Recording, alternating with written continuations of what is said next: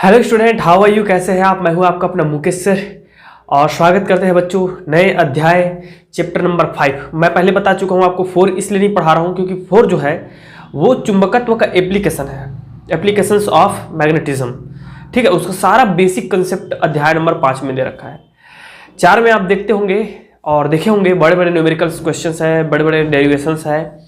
ठीक है, वहां सीधे सीधे आपको विद्युत क्षेत्र की तीव्रता दे रखा है, B इज इक्वल टू, ठीक है, म्यू नॉट बाई 4 पाई दे रखा है कि नहीं दे रखा है। तो ये बताओ मुझे विद्युत क्षेत्र कहां से आएगा भाई? चुंबकीय क्षेत्र। तो चुंबकीय क्षेत्र की तीव्रता क्या होती है उसको जानना जरूरी है ना। वो चैप्टर नंबर 4 में नहीं दिया है, वो 5 में दे रखा है। चुंबक क्या है 5 में दे रखा है। कैसे कहां से आया चुंबक 5 में दे रखा है। चुंबक में क्या क्या चीजें होती है 5 में दे रखा है। इसलिए मैं चैप्टर नंबर 5 को पहले पढ़ाता हूं, बाद में हम क्या देख लेंगे, चैप्टर नंबर 4 को देख लेंगे। टेंशन न लीजिए, चैप्टर नंबर 4 जो है बहुत इजी है, 5 थोड़ा सा बेसिक है और थोड़ा सा टिपिकल भी है। ओके, तो बच्चों प्लीज यार पढ़ना प्रारंभ कर दो, नहीं तो बाद में ना अपने भविष्य वो क्या बोलते हैं भाग्य को कोसोगे, जिसके प्रादुर्भाव कहते हैं, भाग्य को कोसोगे। ठीक है, ब्रह्मा से कुछ लिखा भाग्य में मनुज नहीं तुलाया है। एक आपका रामधारी सिंह दिनकर जी का कविता है बहुत सुंदर कि ब्रह्मा से कुछ लिखा भाग्य में मनुज नहीं तुलाया है और अपना सुख अपने भुजबल से ही पाया है। ब्रह्मा का अभिलेख पढ़ा करते निरुद्यमी प्राणी, जो आलसी लोग होते हैं ना वही बोलते हैं कि ब्रह्मा ने लिखा था। तो ब्रह्मा का अभिलेख पढ़ा करते निरुद्यमी प्राणी और धोते वीर कुअंक भाल का, भाल माथे का कुअंक, धोते वीर कुअंक भाल का बहा भ्रुवों से पानी, पसीना निकाल के। समझ में आ रहा है? इतना मेहनत करो कि जो भाग्य में लिखा हुआ है उसको भी बदल दो। तो प्लीज भाई दोस्त, मेरे प्यारे स्टूडेंट, डियर स्टूडेंट, पढ़ाई करो यार, नहीं तो भाग्य को कोसते रह जाओगे। ओके, तो लेट्स स्टार्ट चैप्टर नंबर 5 अध्याय 5। और अध्याय 5 जो है बच्चों वो है हमारा क्या, चुंबकत्व एवं द्रव्य। चुंबकत्व एवं द्रव्य, द्रव और द्रव्य ये मैटर है बच्चों। इसके अंदर में हमारा ठोस द्रव गैस आता है। ठीक है, ये द्रव है मीन्स दैट लिक्विड। ओके, तो इन दोनों में थोड़ा डिफरेंट रखा करो आप लोग। द्रव्य इंग्लिश में बोलते हैं मैग्नेटिज्म एंड मैटर। ठीक है, चलिए देखते हैं क्या है बेसिक कंसेप्ट। बहुत बेसिक है, बहुत बेसिक है, जिसको कहते हैं सर्वप्रथम जो मैग्नेट आया है वो कहां से आया। यूनान में एक द्वीप है, मैग्नेसिया नामक द्वीप है। तो वहां कहानी पढ़े थे बचपन में, कहानी नहीं है वो रियलिटी है। हुआ क्या, वहां गडरिया लोग होते हैं, गडरिया मतलब भेड़ बकरी चराने वाले होते हैं। तो उनके जूतों में लोहे का पदार्थ लगा होता था। ठीक है, और उसके जो छड़ होते हैं डंडा, उस पर भी लोहा क्या लगा होता था, कील लगा होता था। तो जब भी वो जो है बकरियां चराने जाते थे तो वो देखते थे कि उस जगह स्पेशल उस जगह में क्या हो रहा है, उनको ऐसा लग रहा है जिसके उसके कुछ डंडा को कोई खींच रहा है। समझ में आ रहा है? ऐसा फील होता था उन लोगों को कि कोई उसके डंडा को खींच रहा है। ठीक है, उनको कोई खींच रहा है। तो ये बहुत ज्यादा एक मिथ बन गया, जैसे कि हम लोग के यहाँ होता है ना कभी कभी कि भूत भूत फिर, ठीक है, या कुछ आत्मा या कुछ चमत्कार हो रहा है। तो ये मिथ बन गया, आसपास के क्षेत्रों में फैल गया। जैसे कि छत्तीसगढ़ में ये एक दंतेवाड़ा क्षेत्र है जहां पे गुरुत्वाकर्षण के विपरीत जो है पानी बहती है, मतलब ढाल के विपरीत बहती है। तो उसको हम दैवीय रूप समझ के उसका पूजा पाठ करने लग जाते हैं, लेकिन एक्चुअल में वो साइंस होता है, ऐसा नहीं है। दैवियों से ही साइंस आया है, मैं इसको मानता हूं भाई। और आप पर्सनली मैं आपको नहीं बोलूंगा, आप ऐसा अपने आप मत लेना। ठीक है, दैवीय नहीं तो समझिए कुछ एक महाशक्ति होगी जिसके थ्रू सब ये सब क्रिएशन हुआ है। ठीक है, तो उस पर ज्यादा चर्चा नहीं करेंगे यार, दिमाग खराब हो जाएगा नहीं तो फिर। ठीक है, बस ये जान लीजिए कि वो साइंस है। ठीक है, साइंस है। तो वैसे ही वहां बहुत मिथ चलने लगा। मिथ चलने के बाद फिर रिसर्च हुए कि लोगों को पता चला, साइंस बड़े बड़े लोगों को, कि क्या है आखिर उस जगह पे क्या है। तो जा करके वहां फिर रिसर्च किया गया। तो वो चट्टाने थी, बड़े बड़े चट्टान थे, जो एक्चुअल में एक ऐसा गुण था उनके अंदर कि वो लोहे और लोहे से संबंधित चीजों को अपनी ओर आकर्षित करता है। और उसी जगह के नाम पर, मैग्नीशिया की जगह के नाम पर ही ये क्या पड़ जाता है बच्चों, मैग्नेटिज्म, चुंबक। तो चुंबक वर्ड का यूज वहीं से प्रारंभ हुआ। समझ में आया? तो चुंबक होता क्या है, कंसेप्ट में बात करते हैं। चुंबक क्या है, चुंबक क्या है एवं चुंबकत्व क्या है। तो चुंबकत्व या चुंबक ऐसे पदार्थ होते हैं जो चुंबकीय पदार्थों को अपनी ओर आकर्षित करते हैं। अब देखो, चुंबक और चुंबकीय पदार्थ में अंतर है ना। चुंबकीय पदार्थ हम किसको बोलते हैं? चुंबकीय पदार्थ वे पदार्थ होते हैं जिसमें अयुग्मित इलेक्ट्रॉन पाए जाते हैं। ये धातु हो सकते हैं, लोहा, कोबाल्ट, निकिल, ठीक है, ये सब क्या है? चुंबकीय पदार्थ है। तो चुंबक वे पदार्थ होता है जो चुंबकीय पदार्थों को अपनी ओर आकर्षित करता है। मेरी बात समझ में आ रही? चुंबकीय पदार्थों को अपनी ओर आकर्षित करता है। अभी भी नहीं समझ, ठीक है? तो ये चुंबक होते हैं, या ऐसा बोल सकते हो आप, वह चुंबक वह पदार्थ होता है जिससे स्वतंत्रता पूर्वक लटकाने पर, एक धागे की सहायता से स्वतंत्रता पूर्वक लटकाने पर सदैव, always, south, north and south, मतलब उत्तर दक्षिण दिशा पर क्या हो जाता है बच्चों? आके रुक जाता है। वो पदार्थ क्या होता है? चुंबक होता है। मेरी बात समझ में आ रही है? तो वो चुंबक होता है। वो पदार्थ को हम क्या बोल देते हैं? चुंबक बोल देते हैं। और इसमें एक और वर्ड यूज कर सकते हो कि इसमें आकर्षण का गुण, वह पदार्थ जिसमें लौह तत्व से संबंधित पदार्थों को अपनी ओर आकर्षित करने का गुण पाया जाता है, चुंबक कहलाता है। और मैं आपको बता दूं कि ये आकर्षण का जो गुण है, इसका पता ग्रीक वासियों ने लगाया, और इसके दिशात्मक जो गुण है, मतलब उत्तर दक्षिण दिशा में लटकता है, इस गुण का पता चीन वासियों ने लगाया था। कौन लगाए थे? चीन वासियों। अब देखते हैं बच्चों कि चुंबक जो होता है, it is classified in two types. कौन कौन सा भाई बोल दो? एक होता है प्राकृतिक, नेचुरल चुंबक, प्राकृतिक, और दूसरा होता है हमारा क्या चीज? कृत्रिम, आर्टिफिशियल। तो क्या है कृत्रिम और प्राकृतिक चुंबक? तो प्राकृतिक चुंबक वही है बच्चों जो प्रकृति में पाए जाते हैं, जैसे कि हमारा धरती एक चुंबक की भांति व्यवहार करता है, और हमारे पूरे पृथ्वी में चुंबकत्व का गुण पाया जाता है। अगर चुंबकत्व का गुण नहीं रहेगा तो हमारा भी अस्तित्व नहीं रहेगा। समझ में?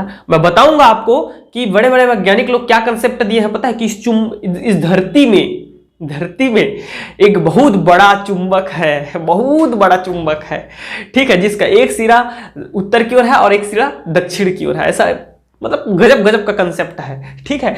तो प्राकृतिक चुंबक वे चुंबक होते हैं जो प्राकृतिक रूप से धरती पर, ठीक है, पाए जाते हैं, जिनका कोई स्पेशल आकार नहीं होता, जैसे कि हमारा पृथ्वी, धरती, ठीक है, magnetite, magnesium dioxide, manganese dioxide, ये क्या है बच्चों? प्राकृतिक चुंबक के उदाहरण है। और कृत्रिम चुंबक की बात करें तो ये होता है हमारा क्षण चुंबक, जिसका हम सबसे ज्यादा यूज करने वाले हैं, क्षण चुंबक, जिसको आप ऐसा बना सकते हो। ये देखिएगा कैसे बना सकते हैं, ऐसा कुछ बनाया जा सकता है, क्षण चुंबक, ठीक है बच्चों, क्षण चुंबक, जिसका हम सर्वाधिक उपयोग करने जा रहे हैं, NS, नॉर्थ एंड साउथ, ठीक है, क्षण चुंबक बोलते हैं इसको, क्षण चुंबक। और होता है हमारा नाल चुंबक, अश्वनाल चुंबक, अश्व के नाल के समान रहता है, ठीक है, ऐसा, इसको अश्वनाल चुंबक कहते हैं। और आपका आता है चुंबकीय सुई, आता है, क्या आता है? चुंबकीय सुई, इस प्रकार, ठीक है, इस प्रकार हमारा क्या आता है? चुंबकीय सुई, जो एक जो है नॉर्थ को और एक जो है साउथ को इंडिकेट करता है। और आता है बच्चों सबसे मेन, जो हम अभी तक हमने इलेक्ट्रॉनिक्स का, इलेक्ट्रिकल का चैप्टर पढ़ा, वैद्युत का चैप्टर पढ़ा, 4 चैप्टर हमने वैद्युत का पढ़ लिया, 3 चैप्टर है ना पूरा। अब हम चुंबक पढ़ेंगे, फिर चुंबक और विद्युत को एक साथ पढ़ेंगे, विद्युत चुंबक, ठीक है। तो क्या होता है विद्युत चुंबक? क्या होता है सुनिए, विद्युत चुंबक, चुंबक क्या होता है? तो एक लौह पदार्थ में हम क्या कर देते हैं बच्चों, आपका तार का कुंडली, किसी विशेष तार, कॉपर का, एल्यूमिनियम का तार का कुंडली लेकर के इसके सिरों में हम एक क्या लगा देते हैं? बैटरी लगा देते हैं। इसको मैं आपको प्रैक्टिकल करके दिखा दूंगा, ठीक है। तो ये जो लौह पदार्थ है, ये एक चुंबक, इसमें चुंबकत्व का गुण उत्पन्न हो जाता है, अर्थात ये आकर्षित करने लगता है, आकर्षित करने लगता है। तो इसको बोलते हैं, क्या बोलते हैं? विद्युत चुंबक। ये सबसे ज्यादा शक्तिशाली होता है, ठीक है बच्चों। तो हमारा आर्टिफिशियल में सबसे ज्यादा इसी का यूज करते हैं हम लोग, बड़े बड़े कार्यों को कराने के लिए, विद्युत चुंबक का। तो ये हो गया कुछ बेसिक आपका, ये हो गया टाइप्स ऑफ चुंबक। इसके बाद बात करते हैं बच्चों, वो है चुंबक का ध्रुव। क्या है? चुंबक का ध्रुव। चुंबक का ध्रुव क्या है? एकदम बेसिक रहने वाला है, पूरा वीडियो कंप्लीट देखे, पता है, तब जा करके आप अच्छे से पढ़ पाओगे, क्योंकि ये यही नहीं रुकेगा। पूरा चैप्टर 4 जो है बड़ा क्वेश्चन आता है 6-5 नंबर में, वो पूरा चैप्टर इसी के द्वारा कवर होगा। तो आपको जब ये बेसिक पता नहीं रहेगा कि ध्रुव प्राबल्य किसे कहते हैं, चुंबक का ध्रुव क्या है, चुंबकीय अक्ष क्या है, चुंबकीय क्षेत्र की तीव्रता क्या है, चुंबकीय फ्लक्स क्या है, तो आप कैसे करोगे यार। उसके बाद भी नहीं रुकता है ये, आगे और चैप्टर मिलेंगे आपको, ढेर सारे चैप्टर मिलेंगे जहां विद्युत चुंबकीय क्षेत्र पढ़ेंगे हम लोग, विद्युत चुंबकीय एक साथ पढ़ेंगे, ठीक है। तो चुंबक का ध्रुव किसे कहते हैं बच्चों, ध्यान से सुनिएगा। चुंबक का ध्रुव क्या है, किसी चुंबक में जो आकर्षित करने का जो गुण होता है वो सर्वाधिक उसके ध्रुवों पर पाया जाता है। कहां पर पाया जाता है, ध्रुवों पर पाया जाता है। और इसी को बच्चों हम लोग बोलते हैं, क्या बोलते हैं भाई, चुंबकीय ध्रुव। सबसे ज्यादा आकर्षण का गुण कहां पाया जाता है, चुंबक पे। आप लगा के देखिएगा, जब हम इस चुंबक को स्वतंत्रता पूर्वक बहुत सारे कील रख दीजिएगा, कील छोटे छोटे कील खिला, उस पर आप क्या करेंगे, चुंबक को लटका देना, तो देखेंगे सबसे ज्यादा जो कील है वो आकर के कहां चिपकेंगे, ध्रुवों पर चिपकते हैं, बहुत कम मात्रा में यहां चिपकेंगे। तो वह सिरा जहां पर सबसे ज्यादा आकर्षण का गुण होता है ध्रुव कहलाते हैं, ठीक है। या जब चुंबक को स्वतंत्रता पूर्वक लटकाया जाता है तो वो सिरे जो उत्तर दक्षिण दिशा में आकर रुकते हैं, ठीक है, वो क्या कहलाते हैं, हमें हमारे चुंबकीय ध्रुव कहलाते हैं बच्चों। एक सिरे को हम जो उत्तर दिशा में आकर रुकता है उत्तरी ध्रुव बोलते हैं, और जो दक्षिण दिशा में आकर रुकता है उसको क्या कहते हैं, दक्षिणी ध्रुव कहते हैं। इतना बात समझ में आ गया। चलिए अब बेसिक कंसेप्ट इसमें क्या क्या होता है चुंबक में उसको देखते हैं। चलिए मैं एक चुंबक का निर्माण कर देता हूं कुछ इस प्रकार।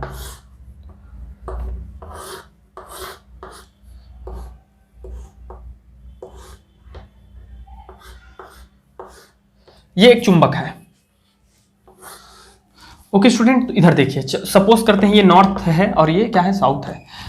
तो इसमें जो मोस्ट जो जरूरी चीज होती है वो क्या क्या होते हैं ये सुनिए। इसके बीचों बीच चुंबक, छड़ चुंबक के बीचों बीच एक रेखा गुजरती है, और इस रेखा को याद रखना ना, क्योंकि हम लोग बड़े बड़े डेरिवेशन इसी की सहायता से निकालेंगे।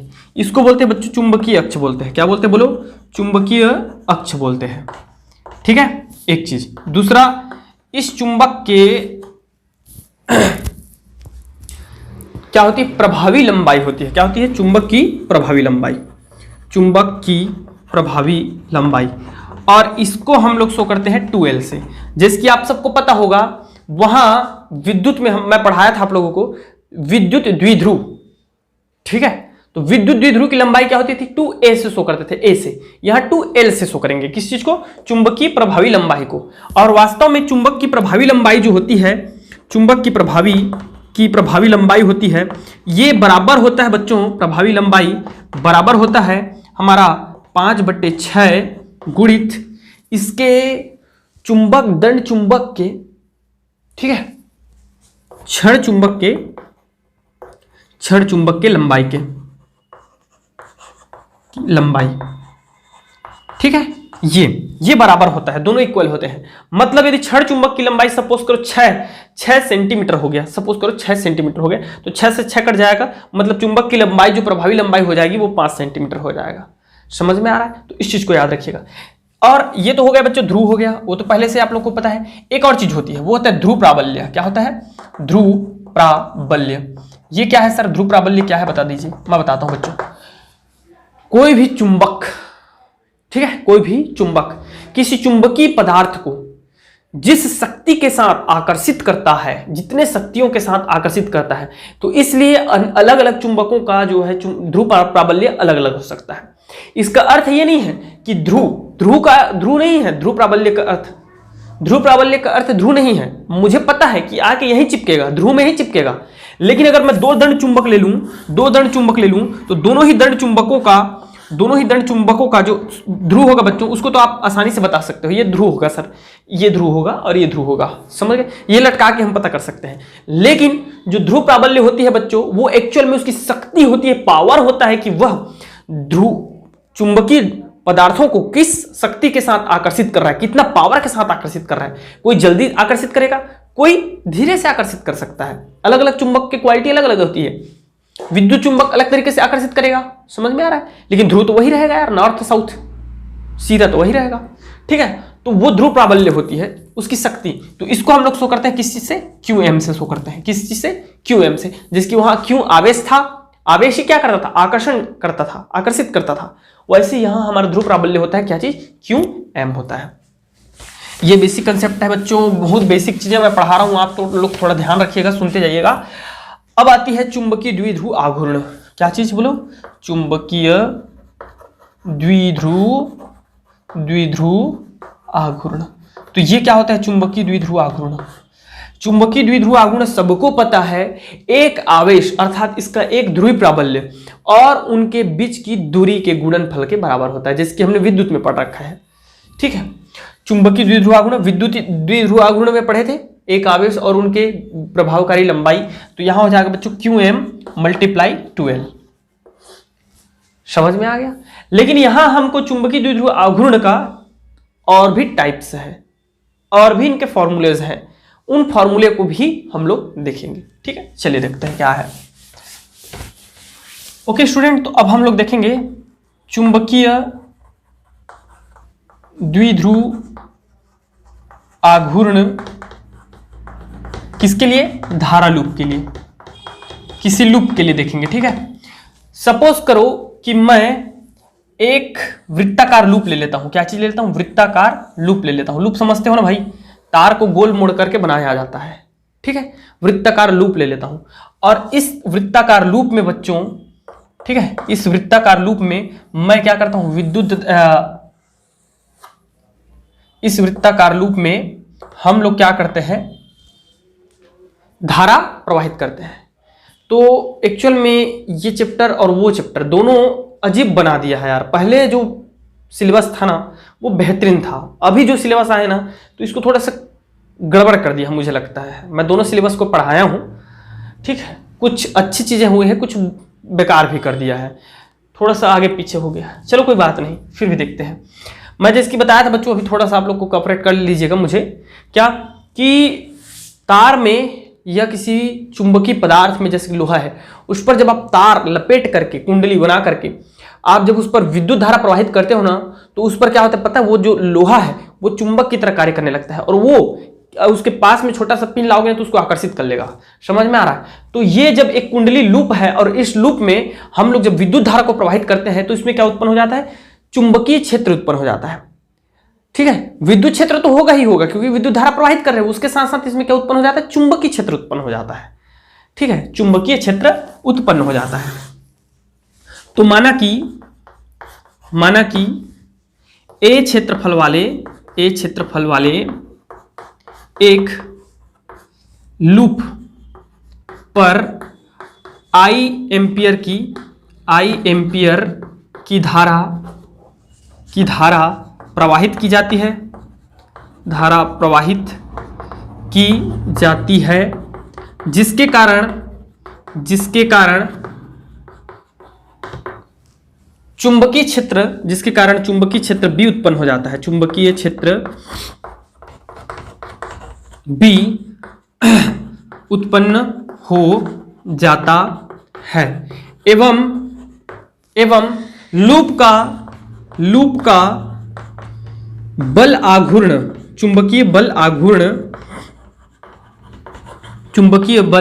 आघूर्ण निम्न सूत्र द्वारा दिया जाता है। आघूर्ण निम्न सूत्र द्वारा दिया जाता है। कौन से सूत्र द्वारा दिया जाता है भैया, ये देखो जाता है, tau that is equal to IA/B। ठीक है बच्चों, धारा में नहीं रहता है, इसमें रहेगा IA/B, जहां B क्या है, चुंबकीय क्षेत्र है। चुंबकीय क्षेत्र को हम B से शो करेंगे, जैसे कि आप सबको पता है विद्युत क्षेत्र को हम लोग E से शो करते थे। विद्युत क्षेत्र की तीव्रता बोले या विद्युत क्षेत्र बोलो को E से शो करते थे, वैसे ही हम लोग चुंबकीय क्षेत्र को किससे शो करेंगे, B से। चिंता मत करो, मैं पढ़ाऊंगा चुंबकों के लिए कूलाम का नियम, उसके बाद कूलाम के नियम के बाद फिर क्योंकि बल आएगा कूलाम के नियम से, और आप सबको पता है एकांक आवेश जितने बलों का अनुभव करता है उसको विद्युत क्षेत्र की तीव्रता कहते हैं। उसी प्रकार एकांक ध्रुव प्राबल्य जितने चुंबकीय क्षेत्र का चुंबकीय बल का अनुभव करता है उसको हम चुंबकीय क्षेत्र की तीव्रता कहते हैं। वो पढ़ाऊंगा मैं, अभी तो थोड़ा सा बस इतना एक ही जगह है मात्र, उसके बाद नहीं आएगा, चिंता मत करो। तो यहाँ क्या है बच्चों, ए उसका क्षेत्रफल है लूप का, I इस पर प्रवाहित धारा है, ये क्या है, I जो है इस पर प्रवाहित धारा है, एवं B क्या है, चुंबकीय क्षेत्र है। तो इसे दिया जाता है। किंतु इस लूप में विद्युत क्षेत्र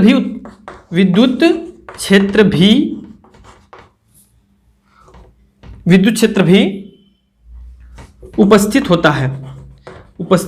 रहता है, जिसका द्विध्रुव आघूर्ण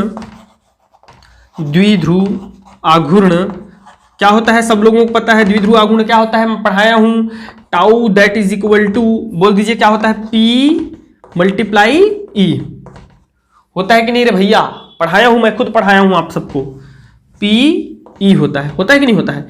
अब इसको इक्वेशन 1 दे दीजिए, इसको इक्वेशन 2 दे दीजिए, इक्वेशन 1 और 2 को कंपेयर करेंगे। तो इक्वेशन 1 और 2 से एक चीज देखो बच्चों, टाउ से टाउ के इक्वल है कि नहीं है, ठीक है। E विद्युत क्षेत्र है, B चुंबकीय क्षेत्र है, इसलिए ये भी बराबर हो गए। तो P का वैल्यू क्या है, IA, P is equal to IA। आया बच्चों, वास्तव में P is equal to IA को ही लूप का द्विध्रुव आघूर्ण कहते हैं। क्या कहते हैं, द्विध्रुव आघूर्ण कहते हैं। और इसको बच्चों हम लोग शो कर देते हैं इस प्रकार, देखिए इसको शो कर दिया जाता है m से, स्मॉल m से। तो small m is equal to हो जाता है हमारा IA, ठीक है। यदि उस लूप में कुंडली होगा, कुंडली, अरे भैया ये वास्तव में ऐसा है, देखो मैं बता रहा हूं आपको क्या चीज था ये है ना, इसमें ना एक सिरे पर इस प्रकार और एक सिरे पर इस प्रकार, और ये तार लपेटा जा रहता है ऐसा करके,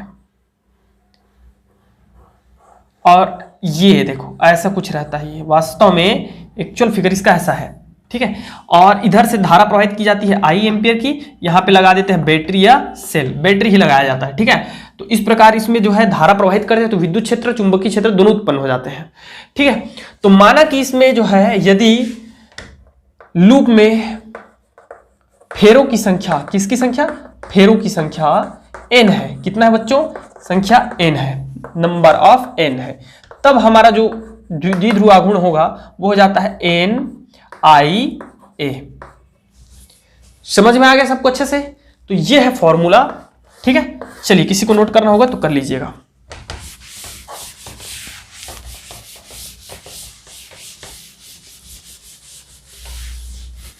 ओके स्टूडेंट, अब देख लेते हैं कि इसकी दिशा क्या होती है, चुंबकीय द्विध्रुव आघूर्ण की दिशा क्या होती है। तो दाएं हाथ के अंगूठे के नियम के अनुसार, दाएं हाथ के अंगूठे के नियम के अनुसार, ठीक है, दाएं हाथ के अंगूठे के नियम के अनुसार क्या होता है भाई, देख लीजिएगा कैसे होता है। दाएं हाथ के अंगूठे के नियम के अनुसार ऐसा अगर सपोज मैं बना देता हूं हाथ को, ठीक है, कुछ इस प्रकार से, ठीक है बच्चों, ये देखिए ऐसा कहीं हमारा अगर हाथ बन जाता है, सपोज दैट ये कहीं मेरा हाथ है, तो क्या होता है, दाएं हाथ के अंगूठे के नियम के अनुसार यदि धारा, विद्युत धारा अंगूठे की दिशा में बह रही है, आई जो है धारा अंगूठे की दिशा में बह रही है, तो हमारा जो चुंबकीय द्विध्रुव आघूर्ण की जो दिशा होती है वो मुड़े हुए उंगलियों की ओर होती है, मतलब इस प्रकार होती है, ये होती है ऐसा।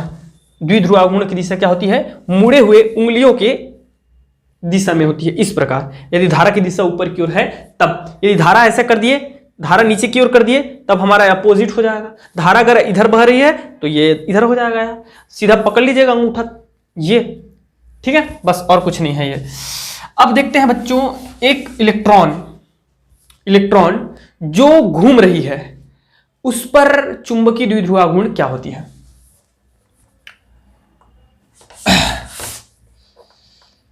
मुक्त अवस्था में घूमने वाले इलेक्ट्रॉन की, हेडिंग देख लीजिएगा, इलेक्ट्रॉन की द्विध्रुव आघूर्ण, चुंबकीय द्विध्रुव आघूर्ण तो क्या होती है, इधर देखते जाइएगा। सपोज करते हैं,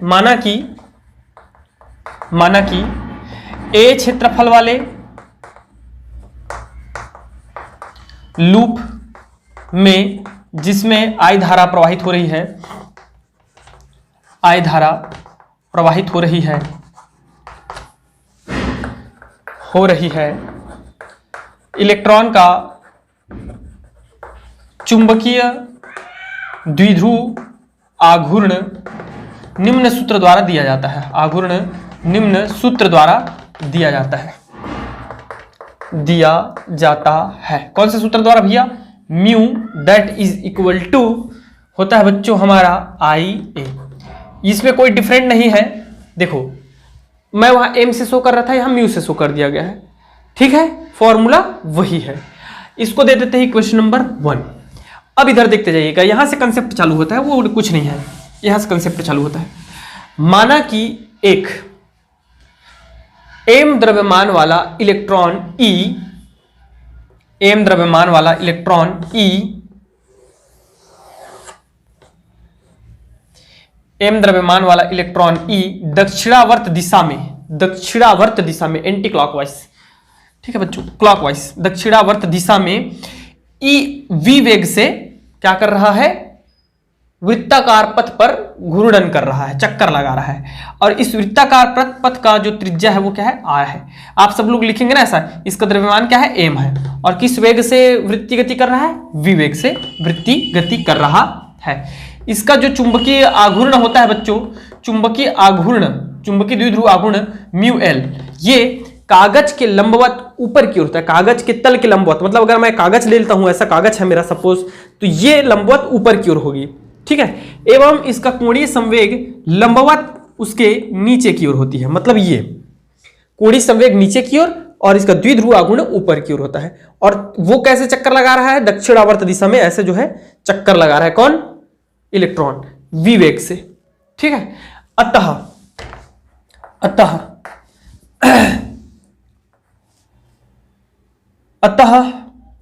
सबको पता है क्या? मैं इधर लिख रहा हूं, देखिएगा, Q इज इक्वल टू होता है बच्चों, I इज इक्वल टू होता है Q बाई T, होता है कि नहीं?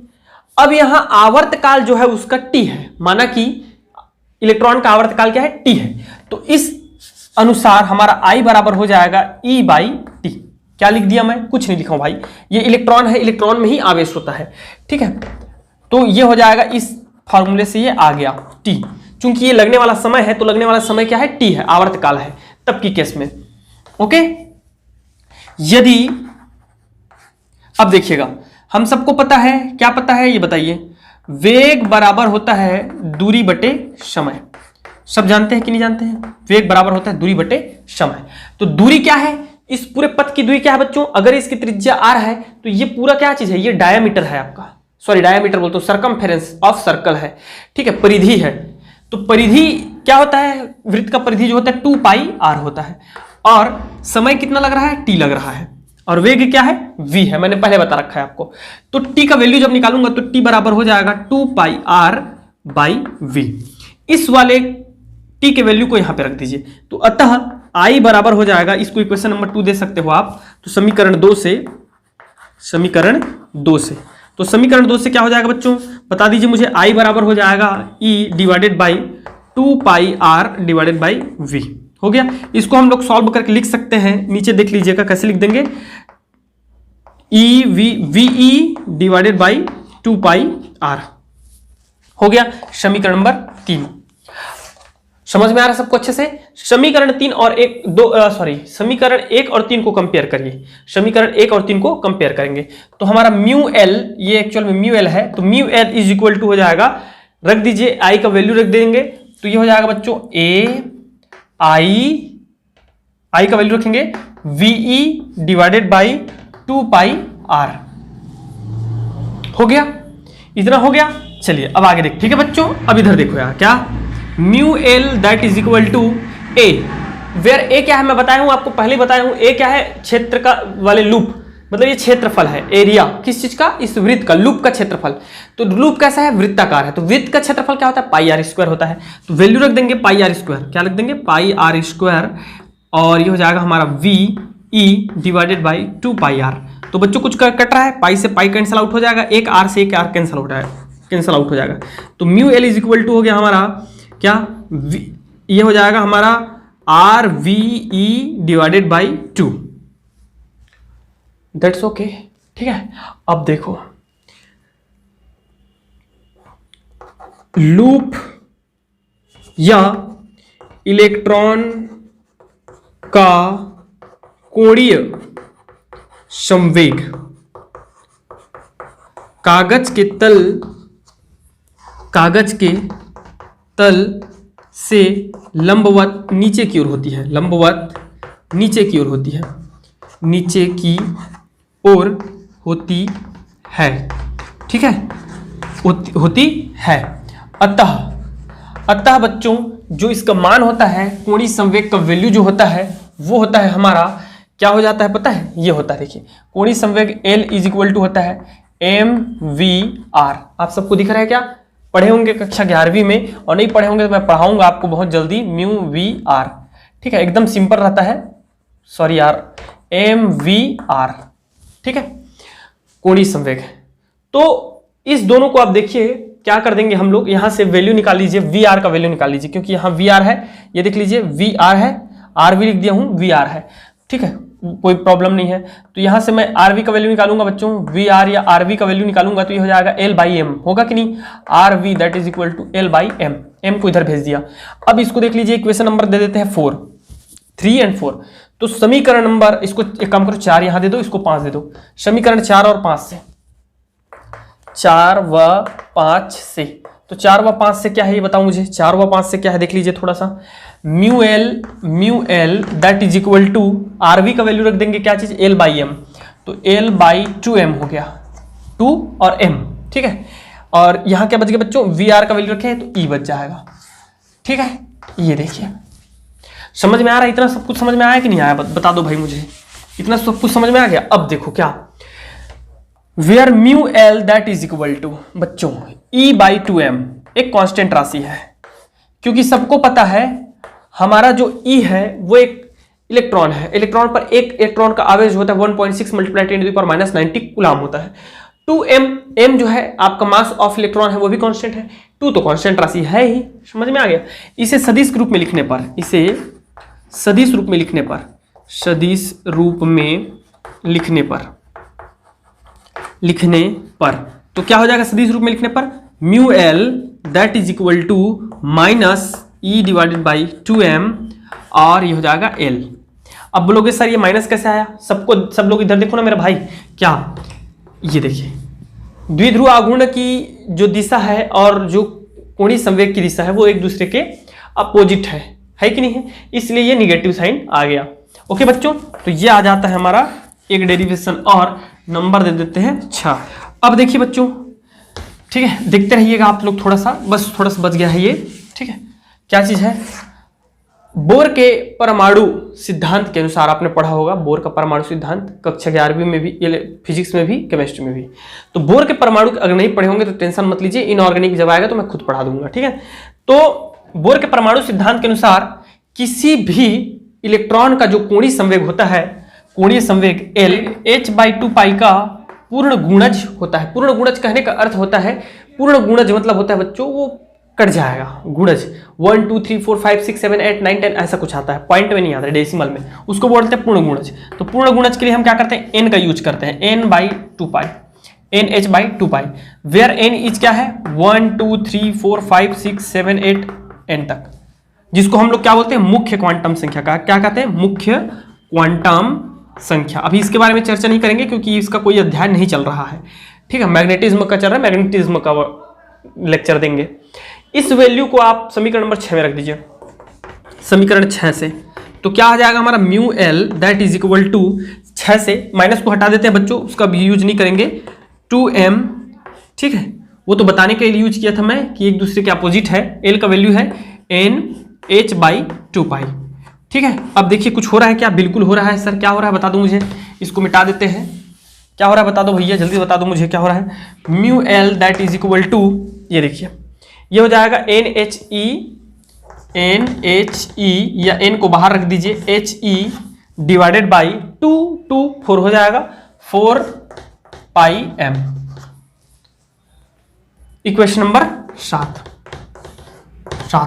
बस थोड़ा सा बच गया, थोड़ा देख लो क्या चीज। इतना समझ में आ गया सबको अच्छे से? ठीक है, हमारा हेडिंग आता है बोर मैग्नेटॉन। क्या आता है बच्चों? Bore magneton. तो बोर मैग्नेटॉन किसे कहते हैं ये सुन लो। हाइड्रोजन परमाणु के प्रथम कक्ष में, हाइड्रोजन परमाणु के प्रथम कक्ष में, एक ही कक्ष होता है हाइड्रोजन परमाणु में, ठीक है। तो हाइड्रोजन परमाणु के प्रथम कक्ष में घूर्णन कर रहे इलेक्ट्रॉन के कक्षीय चुंबकीय आघूर्ण, ये क्या है? कक्षीय चुंबकीय आघूर्ण ही है, ठीक है। तो कक्षीय चुंबकीय आघूर्ण को, प्रथम कक्ष में घूर्णन कर रहे इलेक्ट्रॉन के कक्षीय चुंबकीय आघूर्ण को ही बोर मैग्नेटॉन कहते हैं। इसे म्यू बी से प्रदर्शित करते हैं। किस चीज से? म्यू बी से। तो mu B is equal to क्या हो जाएगा? एन क्या है? क्वांटम संख्या, और एक कक्षा है इसलिए क्वांटम संख्या का क्या हो जाएगा? मुख्य क्वांटम संख्या का मान क्या हो जाएगा? एक। तो उसको रखेंगे बच्चों, तो ये हमारा आ जाएगा EH डिवाइडेड बाई 4πm। ये है हमारा बोर मैग्नेटॉन का व्यंजक, और यही है हमारा क्या चीज? कक्षीय। हेडिंग एक्चुअल में ये था इलेक्ट्रॉन के कक्षीय चुंबकीय आघूर्ण का व्यंजक। हेडिंग आप लोग सुधार लीजिएगा अगर नहीं लिखे होंगे तो, ठीक है। यही चीज हमको निकाल के दिखाना था। अब बात करते हैं किसी इलेक्ट्रॉन का कुल चुंबकीय आघूर्ण क्या होता है, ठीक है। किसी इलेक्ट्रॉन का कुल चुंबकीय आघूर्ण क्या होता है? तो किसी इलेक्ट्रॉन का जो कुल टोटल जो चुंबकीय आघूर्ण होता है बच्चों, वो होता है उसके कक्षीय चुंबकीय आघूर्ण और उसके चक्रीय, ठीक है, चक्रीय चुंबकीय आघूर्ण के बराबर होता है म्यू बी। और इसको जो हम लोग शो करते हैं वो होता है आपका, वो करते हैं म्यू एस, ठीक है। एस स्पिन, चक्रण, चक्रीय, और ये होता है आपका कक्षीय। तो ये हो जाता है बच्चों फॉर्मूला। समझ में आ गया? यहां तक आपको डिराइव करके दिखाना है, हालांकि ये IMP वगैरह है नहीं, ठीक है, लेकिन आज का क्लास पूरा बेसिक रहा। अब कल जो हम पढ़ने जा रहे हैं वो है बच्चों कूलॉम्स का नियम। चुंबक के लिए चुंबकीय क्षेत्र की तीव्रता क्या है वो देखेंगे। हम देखेंगे अक्षीय निरक्षीय स्थिति में चुंबकीय क्षेत्र की तीव्रता, और प्रयास करेंगे कि चुंबकीय क्षेत्र रेखाएं भी देख लें, ठीक है। तो आज के लिए इतना सफिशिएंट है, ठीक है। और प्लीज़ पूरा कंप्लीट देखा करो, समझा करो भाई। आपको पढ़ाने की जिम्मेदारी मेरी है, मैं कोर्स कंप्लीट करा रहा हूँ, ठीक है। Thank you very much and best of luck.